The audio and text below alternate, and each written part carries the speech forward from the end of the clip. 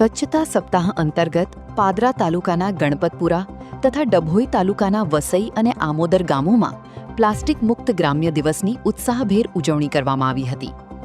મારું ગામ પ્લાસ્ટિક મુક્ત ગામના સંકલ્પ સાથે આયોજિત પ્લાસ્ટિક સફાઈ ઝુંબેશમાં ગ્રામજનો, પંચાયતના પ્રતિનિધિઓ અને સ્વચ્છ ભારત મિશનના કર્મચારીઓ મોટી સંખ્યામાં જોડાયા હતા. ગામના મુખ્ય રસ્તાઓ, જાહેર સ્થળો, શાળા આસપાસના વિસ્તારો અને બજાર વિસ્તારમાં સઘન સફાઈ અભિયાન ચલાવી મોટી માત્રામાં પ્લાસ્ટિક કચરો એકત્રિત કરવામાં આવ્યો હતો. આમોદર ગામમાં 9.35 કિલોગ્રામ પ્લાસ્ટિક વેસ્ટ એકત્રિત કરી તેનું વેચાણ કરવામાં આવ્યું અને પ્રાપ્ત થયેલી રકમ ગ્રામ પંચાયતના ફંડમાં જમા કરાવવામાં આવી. કાર્યક્રમ દરમિયાન ગ્રામજનોને પ્લાસ્ટિકના ઉપયોગમાં ઘટાડો કરી રોજિંદા જીવનમાં કાપડની થેલી અપનાવવા પ્રેરણા આપવામાં આવી હતી.